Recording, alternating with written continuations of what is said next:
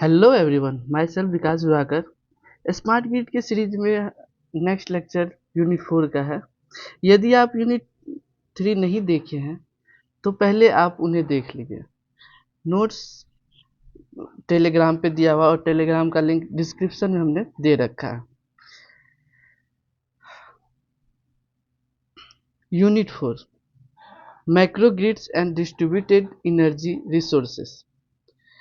दोस्तों, इसमें हमने इम्पोर्टेंट 4 साल का प्रीवियस ईयर क्वेश्चन देखा और उसमें ना जो भी अच्छा टॉपिक था, जो ज़्यादा नंबर में पूछा जाता है, वो एनालिसिस करने के बाद हमने यहाँ पे VVI का साइन लगा दिया है।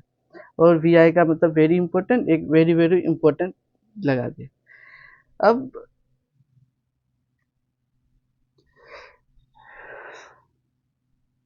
कंसेप्ट ऑफ मैक्रोग्रिड, इसका नीड्स क्या है, application, formation of macrogrid, issues of interconnection, तीसरा है protection of macrogrid, control, plastic and organic solar cell, thin film solar cell, variable speed wind generator, fuel cell macro turbine, captive power plant, integration of renewable energy resources. ये सब topic है। अब देखते हैं इसमें। यहाँ पे आपको दो इमोजी दिख रहा होगा, स्मार्ट ग्रिड का, एक मैक्रो ग्रिड का।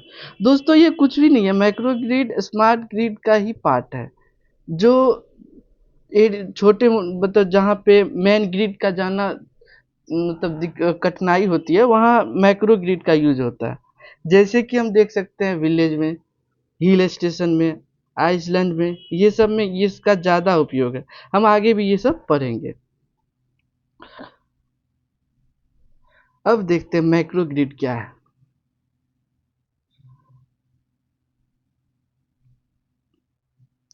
मैक्रो ग्रिड, मैक्रो ग्रिड एक स्मॉल पार्ट्स है। किसका? तो स्मार्ट ग्रिड का, अभी बताए भी थे।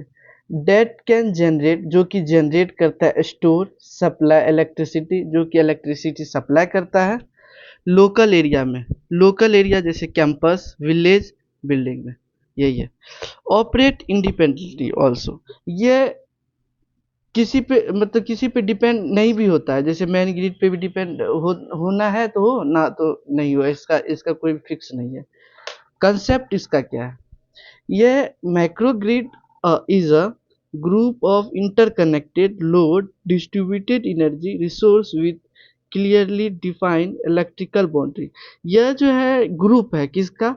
तो लोड का, डिस्ट्रीब्यूटेड एनर्जी रिसोर्स का, जो कि क्लियरली डिफाइन करता है किसका? तो इलेक्ट्रिकल बाउंड्री डिफाइन करता है। दैट एक्ट जो that act is single controllable entity with respect to grid. Macrogrid conceptual model is based on local generation power of power. ये बोले ना लोकल जनरेशन पावर के लिए, इसका कंसेप्ट ये लोकल जनरेशन, लोकल एरिया में power को ये करना, जनरेट करना। इट सपोर्ट, ये सपोर्ट करता है sustainability through intercorporation of DER distributed energy resource. यह जैसे होता है ना, एनर्जी बचाओ, एनर्जी बचाता भी है। कैसे? तो किसको कितना एनर्जी देना है, ये सब इस पे भी डिपेंड है। अब इसका नीड्स हम देखते हैं। Needs of smart grid, macro grid. Improve reliability, reliability improve करता है।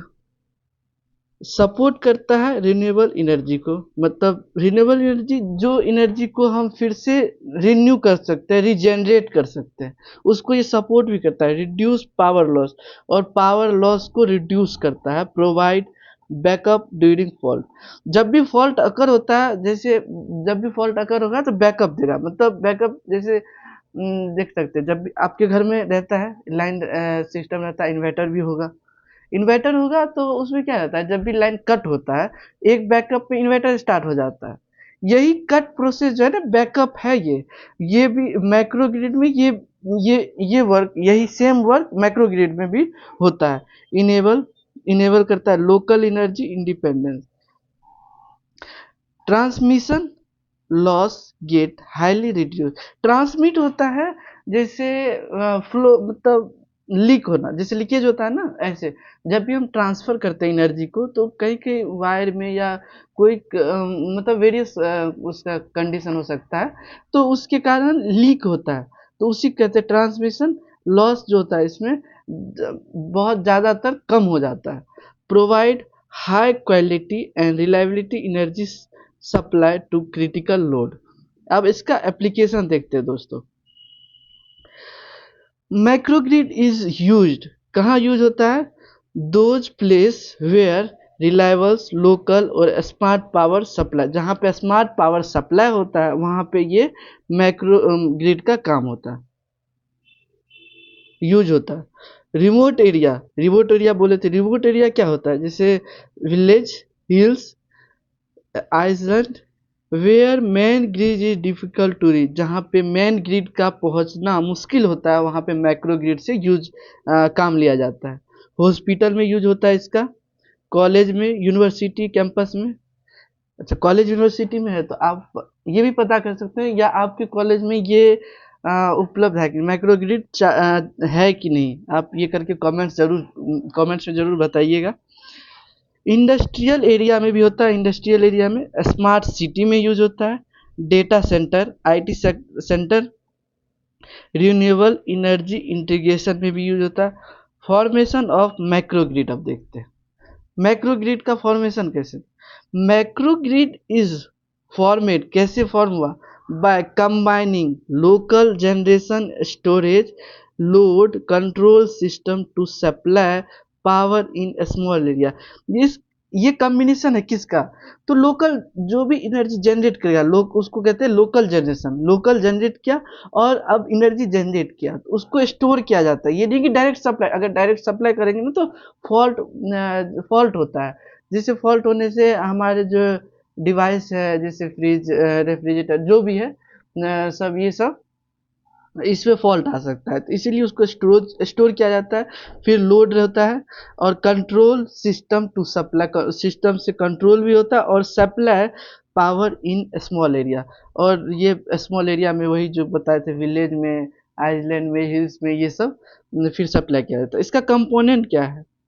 इसका डिस्ट्रीब्यूटेड जनरेशन इसका दो दो नीचे मेंशन किया हुआ है, तो सोलर, विंड और diesel generator, local electricity generator. Energy storage system like battery store extra energy and supply when needed. जब बैटरी का काम क्या होता है, ये बैकअप देता है, बैकअप एनर्जी रखता है। जैसे जब भी लाइन रहता है, देखते होंगे आप, इन्वर्टर चार्ज करते हैं, फिर लाइन कट होने के बाद फिर इन्वर्टर फिर स्टार्ट हो जाता है, फिर से ऑलरेडी मतलब हम लोग को लाइट वो जलने लगता है, तो वो सब यही बैकअप ही है। Load, homes, buildings, industries consume करता है electricity. Power electronics, inverter, converter. Control system में सेंटर कंट्रोलर होता है।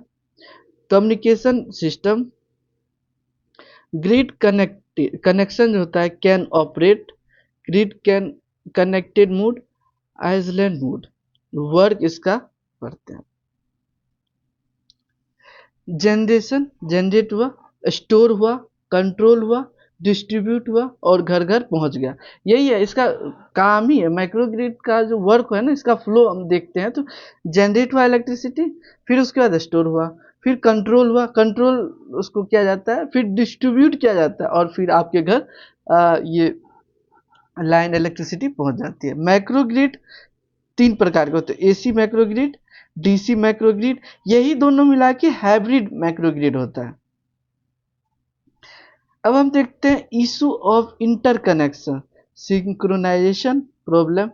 सिंक्रोनाइजेशन प्रॉब्लम है क्या? देखिए इसमें यहाँ देखते हैं, voltage, frequency, phase match, otherwise system damage. अगर वोल्टेज का, फेज का, फ्रीक्वेंसी का ये फेज मैच नहीं होगा तो फिर ये सिस्टम को डैमेज कर देगा। वोल्टेज फ्लक्चुएशन, वोल्टेज का कम और ज़्यादा, फ्लक्चुएशन होता है कम और ज़्यादा होना, वेरिएशन कह सकते हैं। Time of connection, voltage up and down, than equipment damage. Power quality issues, harmonic, noise, disturbance, supply quality down, ये सब के कारण ना सप्लाई डाउन हो जाता है। क्वालिटी जैसे हर चीज में क्वालिटी दिखाया जाता है ना, जैसे आप ही मेरे पे देख रहे हो तो आप देख रहे हो अच्छा अच्छा पढ़ा रहे हैं और कम मतलब कम टाइम भी ले रहे हैं और सफिशिएंट टॉपिक दे रहे हैं, ये क्वालिटी है, ये सब क्वालिटी में गिना जाता है। तो वही क्वालिटी यहाँ भी मेंटेन होता है, जिससे इसमें प्रोटेक्शन होता है, कोऑर्डिनेशन होता है, स्टेबिलिटी प्रॉब्लम। अब देखते हैं प्रोटेक्शन, देखते हैं save system from fault and damage. Protection का मतलब होता है बचाव, ये सिस्टम को सेव करता है किससे, तो फॉल्ट होने से, डैमेज होने से। फॉल्ट डिटेक्शन, फॉल्ट को डिटेक्ट करता है। फॉल्ट कहाँ पे, no short circuit fault quickly help of sensor and relay. ये जो है फॉल्ट को डिटेक्ट भी करता है कहाँ पे फॉल्ट हुआ है, और एट द टाइम क्विकली करता है। आइसोलेशन ऑफ फॉल्ट, फॉल्ट को आइसोलेट करता है। ओवर करंट प्रोटेक्शन, ज़्यादा करंट फ्लो ना हो उसका भी उसको भी मेंटेन करता है। वोल्टेज प्रोटेक्शन करता है, बैकअप प्रोटेक्शन करता है। अब कंट्रोल इसका देखते हैं दोस्तों। दोस्तों देखते हैं हम एनर्जी के लिए कितनी डिपेंड है हर चीज़ पे, मतलब ये सब एनर्जी का ही है। तो हम मतलब आप लोग हमें सपोर्ट करके, ये लाइक व्यू सब्सक्राइब क्या है दोस्तों, हम लोग जैसे अब वीडियो बना रहे हैं तो ये सब हम लोग का एनर्जी है, इसको देख के हम खुश हो जाते हैं। अच्छा ऑडियंस हमको देख रहे हैं, बच्चे देख रहे हैं और फिर लाइक सब आता है तो फिर आगे वीडियो बनाने का मोटिवेशन आता है। एनर्जी इसीलिए सभी को जरूरत होता है दोस्तों, आप भी थोड़ा सपोर्ट करें हमें भी। अब कंट्रोल देखते हैं आगे बढ़ के। Means manage power flow, power flow को मैनेज करते हैं।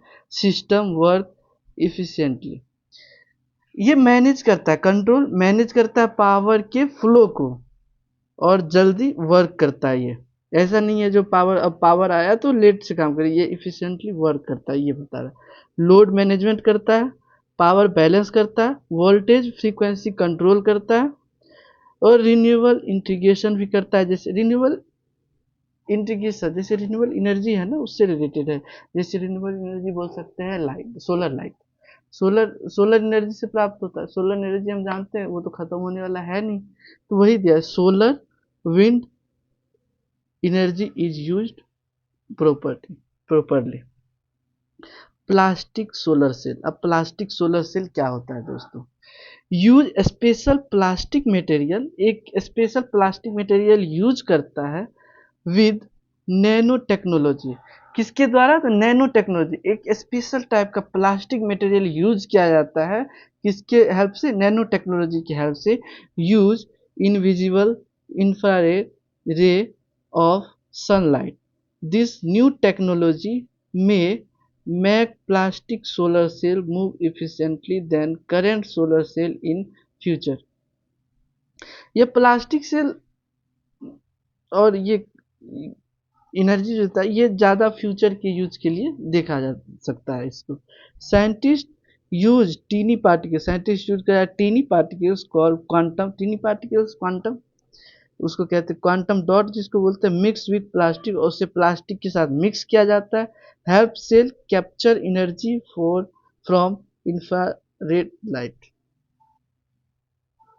अब यहाँ पे दोस्तों डायग्राम है, ये इसको सिंपल वे रखना है, डायग्राम कुछ नहीं है। डायग्राम में हम एक डब्बा सा बनाएंगे, उसको ना क्या करेंगे, चार पार्ट में डिवाइड करेंगे। चार पार्ट में ऊपर का दो पार्ट जो है छोटा छोटा रखना है और बीच का थोड़ा बड़ा कर देना है। बड़ा इसलिए करना है आगे देखते हैं क्यों। और फिर नीचे का छोटा रखना है, और उसमें देखते हैं यहाँ पे पहला देखिए लाइट पड़ेगा ग्लास के ऊपर, लाइट पड़ता है ग्लास के ऊपर। ये ग्लास ऊपर का लेयर जो टॉप लेयर ग्लास रहता है। उसके बाद पॉजिटिव पोल आता है जहाँ पे पॉजिटिव एनर्जी मतलब चार्ज रहता है। और यहाँ पे ये जो बोले बड़ा सा एरिया रखता है, यहाँ पे पॉजिटिव और निगेटिव का कॉम्बिनेशन फॉर्म रहता है, जिससे लाइट पड़ने पे ये जो है इलेक्ट्रॉन का मूवमेंट होता है। जिससे जब इलेक्ट्रॉन का मूवमेंट होता है, आपको पता होगा पिछले हम लोग जब बच्चे थे तो इलेक्ट्रिकल में पढ़े थे, जब इलेक्ट्रॉन मूव करता है उसके अपोजिट डायरेक्शन में शायद इलेक्ट्रिसिटी का फ्लो होता है, करंट का फ्लो होता है। तो नीचे निगेटिव पोल रखना है, जिससे इसका वर्क में आगे हम देखते हैं। ये है इसका डायग्राम। एडवांटेज क्या होता है? 30% more efficient to conventional solar cell. ये 30% मोर कन्वेंशनल से इफेक्टिव है। वेरी कम्पैक्ट भी है। अब हम देखते हैं organic solar cell. Organic solar cell दोस्तों, ये जो है ना ऑर्गेनिक सोलर सेल, इसका डायग्राम हम कैसे बोल रहे हैं याद करना, इसका ट्रिक।